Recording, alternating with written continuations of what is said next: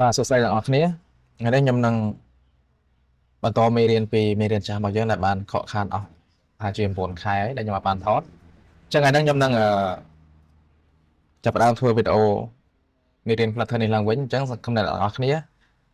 អាចនឹងរីករាយជាមួយនឹងការបង្រៀនរបស់ខ្ញុំដើម្បីជាចំណេះដឹងមួយសម្រាប់អ្នកដែលចង់ក្លាយជាអ្នកអភិវឌ្ឍកម្មវិធីសម្រាប់ mobile application ដែលយើងប្រើ Dart programming ជាមួយនឹង Flutter framework សម្រាប់ធ្វើការអភិវឌ្ឍនៅ mobile application ទាំង Android និង iOS ហើយក៏អាចធ្វើបាននៅមួយចំនួនទៀតដូចជា Linux desktop Windows desktop Mac desktop ហើយនិង web application អញ្ចឹងនៅក្នុង Flutter នេះគឺ support បានច្រើន platform យើងអាចសរសេរកូដតែម្ដងទេអាច compile ទៅបានច្រើនអញ្ចឹងនៅក្នុងមេរៀននេះខ្ញុំនឹង design នៅ UI UX ជាក់ស្ដែងឲ្យអ្នកទាំងអស់គ្នាមើលបាទហើយក៏អនុវត្តតាមខ្ញុំទៅពីមួយ step ទៅមួយ step ចឹងណាបាទនេះគឺជាទម្រង់របស់ Figma design បាទខ្ញុំយកពី internet មកដែរអញ្ចឹងអរគុណអ្នកដែលបាន design UI នេះឡើងអាចលំមកឲ្យយើងអាចរៀនបានបាទអញ្ចឹងមានច្រើន skin នេះគឺជាផ្ទាំង home មាន ផ្ទាំង product list បាទមាន product detail មាន add to carts បាទមាន check out ហើយមាន order list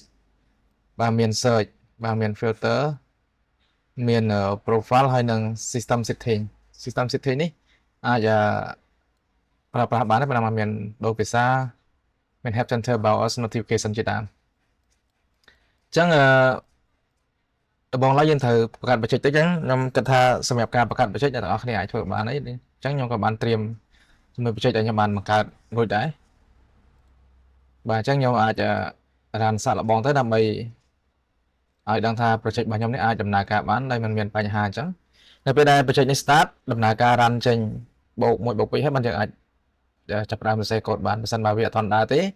យើងក៏ធ្វើអីអត់ទាន់បានដែរអញ្ចឹង project នេះគឺ from scratch តែម្ដងបាទយើងបង្កើតមកគឺអត់មានអីទាំងអស់មានតែប៉ុណ្្នឹងទេអញ្ចឹងអ្វីដែលយើងត្រូវធ្វើបាទគឺយើងត្រូវធ្វើប៉ុណ្្នឹងឲ្យអស់ហើយការចាប់ផ្ដើមនោះគឺយើង design ផ្ទាំង home page នេះមុនគេនៅផ្ទាំងប៉ុណ្ណេះបើសិនបើយើងប្រើ AI generate បាទគឺលឿនទេបាទតា2នាទីអី2 3នាទីអីហើយក៏ប៉ុន្តែសម្រាប់ការចាប់ផ្ដើមយើងមិនអាចទៅប្រើ AI ទាំងដែលយើងអត់ចេះអីទាំងអស់បានទេអញ្ចឹងយើងត្រូវមានមូលដ្ឋានគ្រឹះខ្លួនឯងសិនមុននឹងយើងប្រើ AI ទៅមានប្រសិទ្ធភាពបើសិនបើ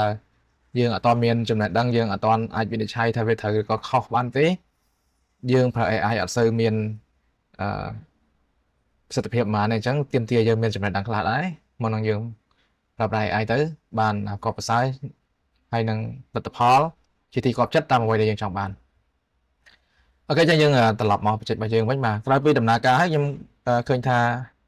វាអាចដំណើរការបានយើងអាចចុចទៅបូក1បូក2បូក3បានអញ្ចឹងណាអញ្ចឹងឥឡូវនេះយើងចាប់ដើមសរសេរកូដបងប្អូនគ្នាកុំឲ្យខាតពេលបាទ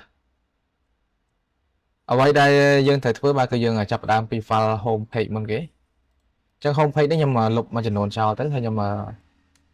ទុកផ្នែកខ្លះដែលខ្ញុំគិតថាអាចប្រើប្រាស់ទៅនៅមានប្រយោជន៍អញ្ចឹងណាបាទអញ្ចឹងខ្ញុំទុក main function មួយហើយនឹង file មួយឈ្មោះថា myapp អញ្ចឹងនៅកន្លែងនេះខ្ញុំនឹងបង្កើតដាក់ main page បាទខ្ញុំទាំង main page អញ្ចឹងទៅហើយខ្ញុំនឹងបង្កើតបាទ folder មួយដាក់ឈ្មោះថា UI បាទខ្ញុំដាក់ UI ចេះទៅនេះជា structure របស់ខ្ញុំដែលខ្ញុំធ្លាប់ធ្វើបើចឹងនៅក្នុង UI នេះខ្ញុំនឹងបង្កើត file មួយបាទជា file ធំបន្ទាប់ពី my application ហ្នឹងខ្ញុំដាក់វាឈ្មោះថា main page បាទចឹងនេះ standard សរសេរជាដាក់បើសិនមកមានអក្សរពីរម៉ាត់ដាក់ឈ្មោះ file ហើយ underscore បាទហើយយើងសរសេរពាក្យដែលយើងចង់ដាក់ទៅបាទ main page ចឹងមកចឹងនៅក្នុង main page នេះខ្ញុំimport material ចូលទៅដើម្បីខ្ញុំធ្វើ decor ក៏ design UI មួយចំនួននៅលើហ្នឹងបាទខ្ញុំសូមប្រើ stateful ឲ្យហើយទៅដោយសារនៅក្នុងបាទ main page ខ្ញុំ import ចូលសិនណាបាទយើងចុចអាក្រហមនេះចេញមកយើង import ក៏បានឬមួយក៏ដាក់មកឲ្យចំយើងចុច alt enter ក៏បានដែរ import បានដូចគ្នាសម្រាប់អ្នកដែលប្រើប្រាស់ Android Studio អញ្ចឹងនៅក្នុង file main page របស់ខ្ញុំអត់មាន constructor ទេខ្ញុំលុបចោលបាទខ្ញុំ hot reload មួយបាទនេះចេញ placeholder មកហើយចិត្តតទៅនឹងdebug នេះ debug ប៉ុន្តែបើសិនបើយើងចង់បិទយើងអាចបិទបានយើងគ្រាន់តែដាក់ show debug fault ទៅវាឡើងចេញ debug ហើយបាទ show debugger យើងយក fault មក បាទ control S ទៅនៅបើមិនសិនមកវាអត់ចេញទេយើងត្រូវ run ម្ដងទៀតហ្នឹងដោយសារវា run ចេញពី main ធំមកបើវា hot reload អត់ចេញទេយើងត្រូវ run សារថ្មីអូសុំទោសខុសបាទចុះវាអត់ដើរនេះបើ debug នេះ debug mode banner បងប្អូនសុំទោសខ្ញុំភ្លេចមើលបើវា auto ចេញទៅមើលអត់អស់ចាំបាន hot reload វាអត់ដើរបាទបាត់អីចាំបើសិនមកវាអត់បាត់យើងអាច run ភាសាថ្មីទៅឥឡូវខ្ញុំ run ម្ដងទៀតទៅបាទវានៅដំណើរការបានដូចដើមតែមានបញ្ហាទេអញ្ចឹងអ្វីដែលយើងត្រូវធ្វើបាទគឺយើងធ្វើនៅក្នុងនេះបាទខ្ញុំប្រើ scaffold មួយមកអញ្ចឹងមាន body មួយហើយខ្ញុំដាក់ body របស់ខ្ញុំគឺយើងមើលទៅលើ UI UX design របស់យើងទៅបាទយើងមាន navigation bar យើងមានបាទមាន search មាន card បាទហើយនឹង profile អញ្ចឹងយើងត្រូវទៅ reserve ពី3 file សម្រាប់ប្រើប្រាស់លើវាមកបាទខ្ញុំបង្កើត directory មួយទៀតខ្ញុំដាក់ឈ្មោះថា home បាទនៅក្នុង home នេះខ្ញុំនឹងបង្កើត file មួយមានឈ្មោះថា home screen បាទ home screen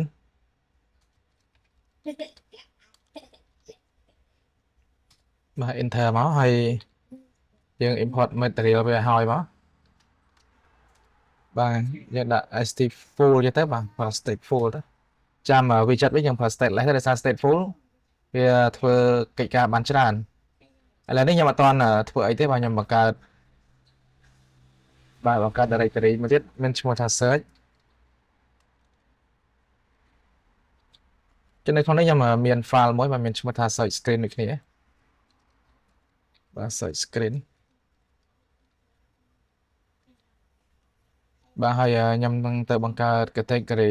សំទោសបង្កើត directory មួយទៀតឈ្មោះថាបាទ card នៅក្នុង card នេះមាន file មួយមានឈ្មោះថា card screen បាទ card screen អញ្ចឹងយើងនៅសល់ directory មួយទៀតមានឈ្មោះថា profile បាទហើយប៉ុណ្ណឹងក៏អត់ទាន់គ្រប់នៅ UI ដែលយើងបានធ្វើដែរយើងនៅសល់ product list product item បាទនៅ setting នឹងអីទៀតណាតែជា step ទី1គឺយើងធ្វើប៉ុណ្ណឹងសិនបាទ profile dot បាទមិនដាក់ទេអូសំទោសនៅកន្លែងនេះវាជា screen អញ្ចឹងខ្ញុំលុបចោលមិនសេត្រូវណាខ្ញុំដាក់ profile screen អូខេប៉ុណ្ណឹងបានហើយអញ្ចឹងនៅក្នុង file main របស់យើងនេះវាត្រូវការ body ត្រូវការបឋម navigation មកយើងអាច import home screen ជាបានយើង hot reload ទៅបាទ home screen នេះវាចេញបានប៉ុណ្ណេះហ្នឹងវានៅក្នុង scaffold អញ្ចឹងវាលែងឯកាយបាទហើយយើងអាចមក decor scaffold ឡើយនេះមួយទៀតមកយើងដាក់ app បានចេះតែសាក់មើលបាទដាក់ title មកបាទ text បាទ home បាទចេញ home ហីក៏ប៉ុន្តែតាម UI របស់យើងបាទជាអ្វីដែលយើងត្រូវធ្វើនោះវាមាន tab 1 2 3 4អញ្ចឹងណាអញ្ចឹងយើងត្រូវ import tab 4ហ្នឹងមកចាំយើង design UI វាទៅតាម tab bar វាមានមួយបាទបើតាម navigation bar ហ្នឹងមាន home search card ហើយនឹង profile មកមាន4 tab ណាអញ្ចឹងបើសិនមកយើងដាក់នៅក្នុង main page នេះយើងដាក់ body វាដាក់តាម screen ចេះគេថាវាបានតែមួយអញ្ចឹងបើយើងវាមាន4អញ្ចឹងយើងត្រូវបង្កើតវាមាន4 screen ដែរបាទអញ្ចឹងខ្ញុំដាក់ var បាទខ្ញុំបង្កាស variable var មួយបាទខ្ញុំដាក់ page ស្មើអញ្ចឹងស្មើជា list នៃ widget បាទខ្ញុំសរសេរ var ចេះក៏បានដែរដើម្បីវា dynamic ដែរឬក៏យើងអាចដាក់ specific widget ឲ្យវាក៏បានយើងដាក់ list នៃ widget អញ្ចឹងបាទមាន home screen បាទមាន search screen បាទមាន search screen បាទខ្ញុំទៅមើល search screen ទេខ្ញុំសរសេរយ៉ាងម៉េចបាទអូអត់តបានសរសេរយ៉ាងមិនចេញបាទជាស្រ័យ screen នេះយើងដាក់ stateless ក៏បានយើង stateless យើងអាច convert ទៅ stateful បានបាទអញ្ចឹងនៅក្នុងនេះខ្ញុំdesign app បាយវាចោលទៅហើយអនាគតទៅយើងនឹងដូរឲ្យដូច UI UX របស់យើងបាទដាក់ថា search បាទប៉ុណ្ណឹងទៅហើយមក home page របស់យើងវិញបើសំទោសមក main screen របស់យើងវិញបាទយើង control space មកបាទ control space វាមកនេះណាមាន search screen ហើយក៏មាន card screen បាទ card screen នេះសង្ស័យអត់ទៀតអ្នកនរគ្នាបាទអត់មែន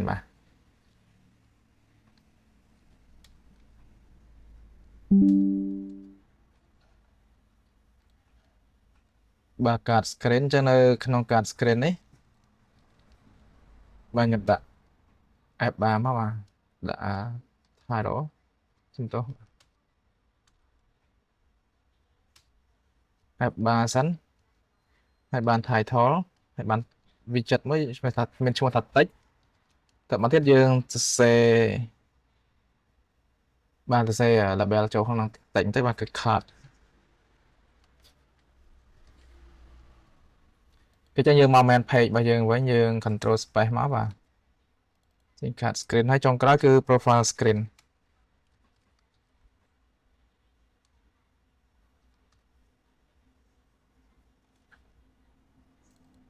បាទសាអត់ទាំងអស់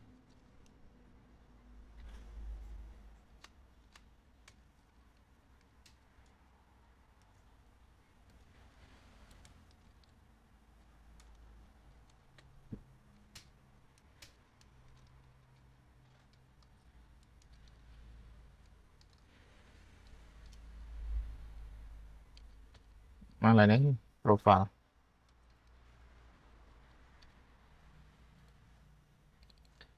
អូខេយើង control space មកបាទចេញ profile screen មកហើយចឹងនៅពេលដែល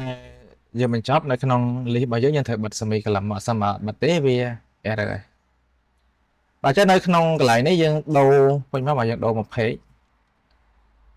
ហើយយើងបោះ index ឲ្យវាបាទយើងដូរមក page ហើយនៅកន្លែង page នេះយើងដាក់ index ចូលចេះក៏បានដែរបាទហើយវា error ហើយដាក់ទៅបាទដាក់ index ចឹងមកតើមកវា error ចឹងយើងត្រូវប្រកាស variable index ហើយយើងត្រូវប្រកាស variable index យើង initialize វាស្មើនឹង index ទី0បាទអញ្ចឹងវាឈប់ error ហើយចឹងនៅពេលដែលយើងដាក់មកវាចេញ home ចឹងបើសិនបើ index នេះយើង init ឲ្យវាស្មើ index ទី1បាទ index ទី1វាត្រូវចេញទៅ search screen បាទហើយយើងអាច run វាតិចទៅបាទចេញ search ហើយតែថា hot reload វាអត់តន់ដើរអញ្ចឹងវាមិនមែនជាការល្អទេវាយើងធ្វើត្រូវហើយក៏ប៉ុន្តែវាអត់តន់អស់សេចក្តីចឹងអ្វីដែលយើងត្រូវធ្វើបន្ទាប់គឺយើងត្រូវធ្វើម៉េចឲ្យអា bottom navigation bar នេះវាដើរចឹងយើងទៅ design វាតិចមកបាទដើម្បីឲ្យវាដើរគឺងាយដែរទេចឹងនៅក្នុងខាងក្រោមនេះយើងមាន bottom navigation bar bottom navigation ហ្នឹងមកវាចេញពី widget មួយមានឈ្មោះថា bottom navigation bar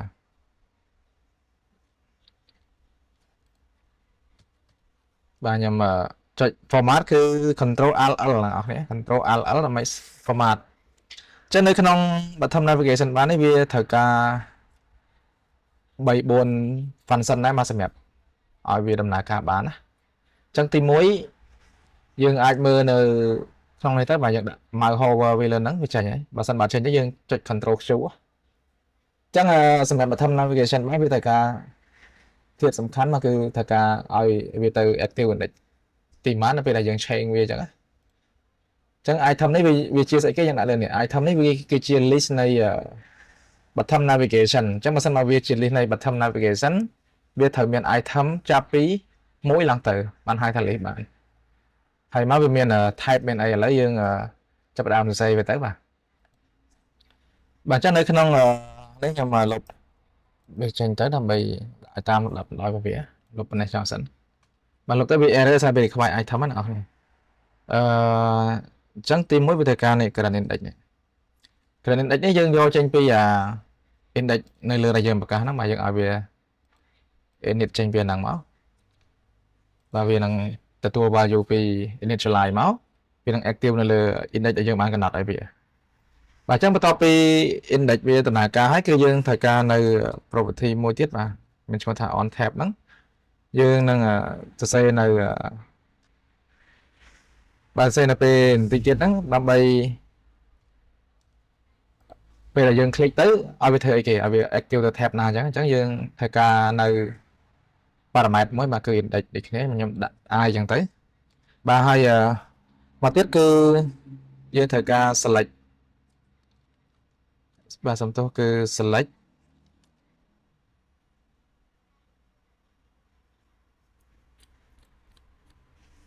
បាទ selected item color បាទ selected item color selected item color បាទ item color នេះយើងអាចដាក់ពណ៌ blue វាចោលសិនទៅហើយទីទៀតយើងទៅមើល UI ឡើងវិញថា blue ហ្នឹងវាត្រូវឬមើលក៏ខុសបាទហើយគឺមួយទៀតគឺ unselected item color បាទអញ្ចឹងន័យថានៅពេលដែល active ឲ្យ icon ឬក៏ label ហ្នឹងពណ៌អីហើយនៅពេលដែលវា inactive ឲ្យវាចេញពណ៌អីបាទអញ្ចឹងនៅអត់តន់អស់ទេបាទយើងនឹងត្រូវការនេះទៀតបាទវាមាន type វាបាទ type នេះនៅពេលដែលសរសេរហើយខ្ញុំនឹងអានចេញខ្ញុំនឹងបញ្ចូលថា type វាប្រើដើម្បីអីហើយហេតុអីបានជាយើងចាំបាច់ដាក់ type ហ្នឹងតែ type នេះវាគឺជាប្រភេទនៅ bottom navigation type បាទអញ្ចឹងយើងអាចសរសេរ bottom បាទ bottom navigation type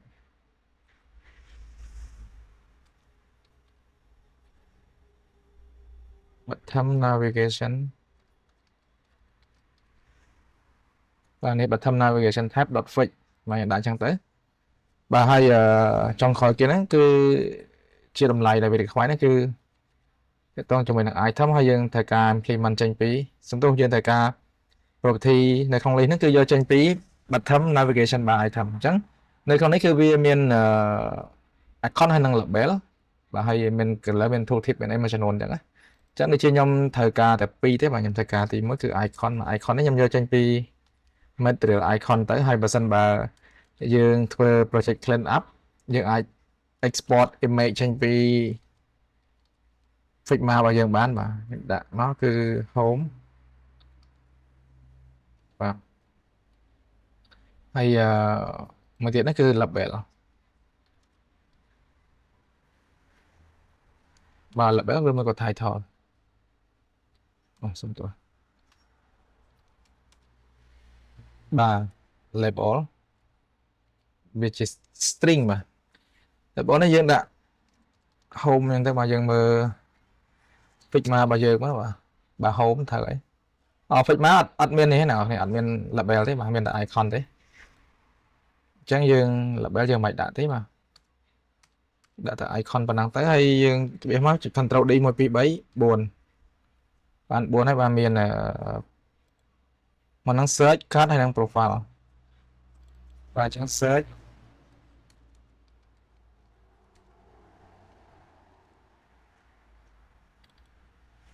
បាទ card ដូចជា shopping card លើខ្ញុំដាក់រូបអតេសសិនទៅបាទហើយចាំដូរតាមក្រោយហើយនឹង user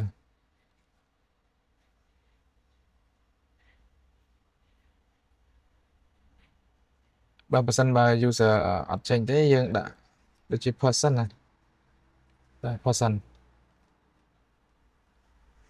ឥឡូវយើងទៅមើល result របស់យើងវិញមកឃើញថាវា error ហើយអញ្ចឹងឡើយនេះខ្ញុំឲ្យ active ពី0ទៅវិញនៅអត់ទាន់ហើយនៅ on tab on chain មួយទៀតណា on chain មួយទៀតបានវាចប់មួយ set ឥឡូវនេះអញ្ចឹងឡើយនេះ on chain នេះយើងអាចទៅសេលើនេះបានមកយើងទៅសេ set state អញ្ចឹងទៅហើយយើងឲ្យ index ហ្នឹងឲ្យវាស្មើ i បាទប៉ុណ្ណាបាទយើង run ទៅ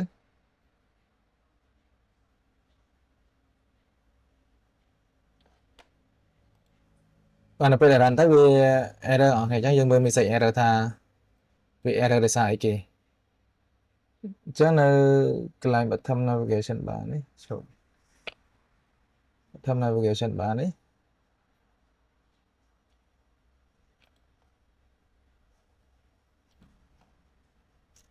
បាននៅក្នុងនេះដូចជាវាមានបញ្ហាជាមួយនឹង label ណាគ្នាឲ្យធ្វើដល់ label ចឹងឥឡូវនេះខ្ញុំមកសាកល្បង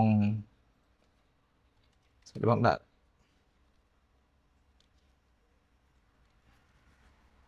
បាទសាកល្បងដាក់ label ចេះមកបាយ smart ទេតែ